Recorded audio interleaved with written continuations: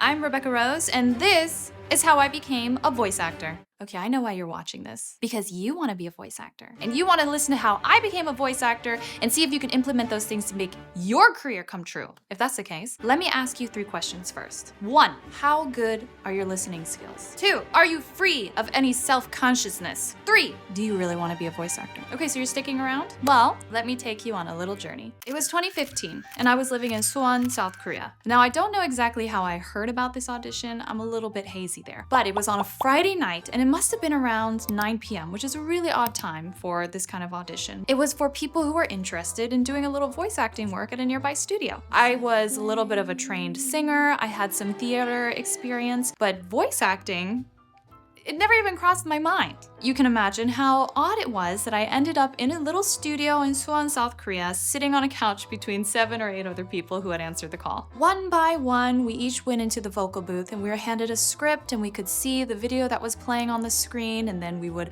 read if it was a beauty commercial or if it was a little narration or an education thing. The director and the engineer would sit outside, look at each other, yes, no, thank you, okay, you can come out now. And finally, it was my turn. I remember walking into the booth. There was paneling on the wall, everything was soundproofed, and you just sat down in front of this little microphone. It's silent in there, right? You can only hear yourself and then whatever comes through your ears. So you don't even know if you're doing a good job or not. I remember I'd finished my thing and I was just sitting there in the sound booth, waiting, when the sound of the director's voice came into my ear.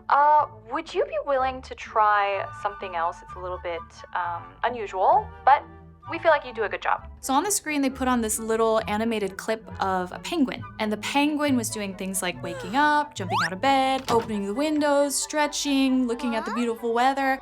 And so as I was watching it, I just acted out whatever came out of me. And I guess they liked it because I remember I came out of the studio and they were all applauding like this. There are not many instances in my life where I felt like I nailed it, but I remember that was one of them. So this is my tip number 1, just go for it. I found that some of my best work has come when it comes out of me very naturally. This may be in voice acting or in acting, and you receive the script ahead of time and you can memorize it and you can study it and you get every single beat down perfectly. And if you're really, really good, you'll get it so well that it comes out like the most natural thing. However, in a lot of cases with voice acting, you don't have the script ahead of time. This is what's happening, this is what the character is, let's go. So you gotta be ready to read it naturally, well, in that moment. As we all watch movies and TV shows, we're probably aware of this, but the human eye is really good at detecting false emotion when someone is acting. And honestly, it can feel a little uncomfortable sometimes because it's like they're lying to my face. You are tearing me apart, Lisa! The truth is also with the ear. The human ear is so good at picking up false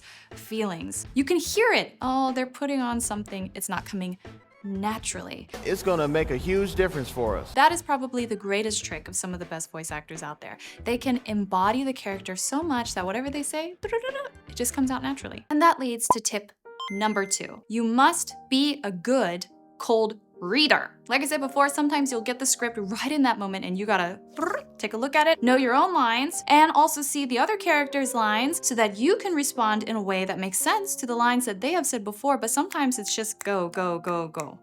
Can you do that? Let's give an example right now. Okay, I'm gonna read you a little cold text.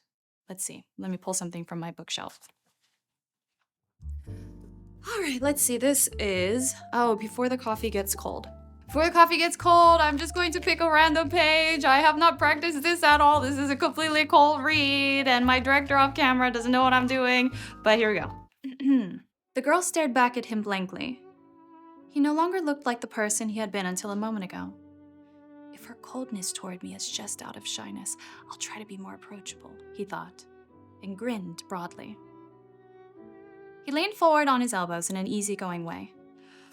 So was it me you came to visit? He asked the girl. No way. Me? You came to meet me? No. Me? No! The girl was adamant.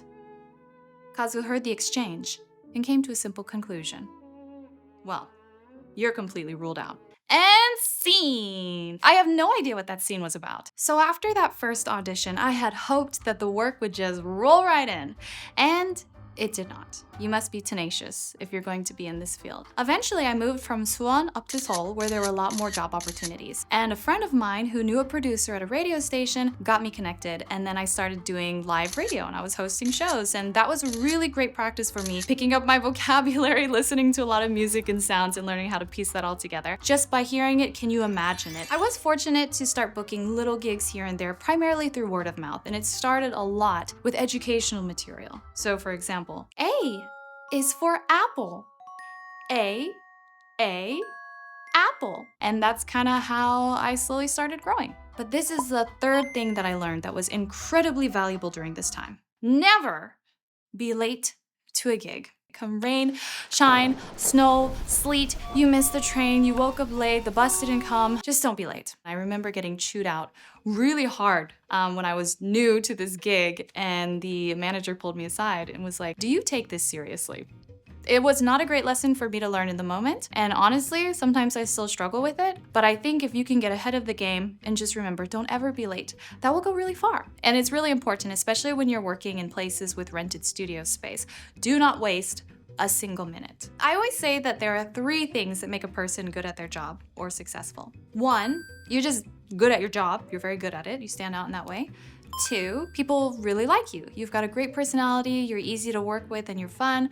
3, you are always on time, you never turn in things late, so people are never checking, "Hey, how come you haven't submitted that?" or "Why aren't you here?" Just eliminate that stress entirely. I think if you have 2 of those 3 things in your pocket, you have a chance of moving forward in whatever career that you have. The voice acting business in Korea is a little bit smaller than you might say in the United States, so I was really fortunate to work on some big projects. I love it! 2. SK Telecom. Laneige. Add more love.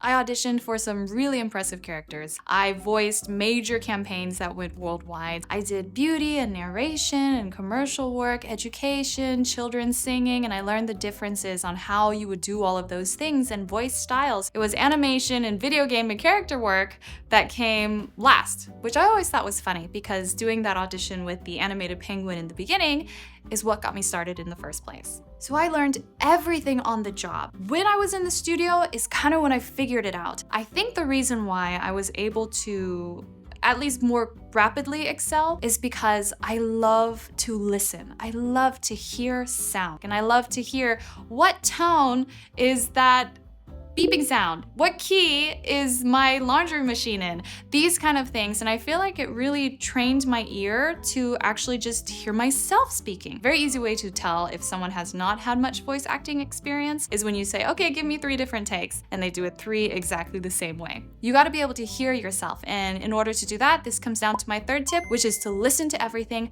listen widely. Consume all the genres of music, listen to different accents and different languages, listen to yourself. Study your own voice. I know this was never something that I really enjoyed doing, especially when it came to singing performances, but it really is the only way that you're going to improve. More than imitating something, you want to embody it. You want to become the character as if you became the character. You are not putting that character on you. It is as if you became the character. I'm sure there's a better way to describe this. This is something that actors are studying all the time. But the key is, how would I, if I became this character, perform or say this? That's how it becomes natural to you. This kind of comes back to my earlier question. Are you free of the shackles of self-embarrassment and self-consciousness? In order to do voice acting, you're gonna do a lot of silly things. And sometimes you just have a director and the clients and the engineer sitting there and watching you while you are doing this, and you just got to do that. For myself, I have a lot of physicality. You probably see it when I'm talking. I'm using my hands all the time. This is actually something that I am really working on so I don't have superfluous energy flowing out of me. However, I find that when I'm in the studio, in order to generate the energy for certain things, especially if there's movement-related actions, it comes out of my body. And I think that helps bring it through my voice and bring to life. So you shouldn't feel self-conscious. Remember, you're creating a character and you are telling a story. And sometimes those kind of stories really affect people. We know that.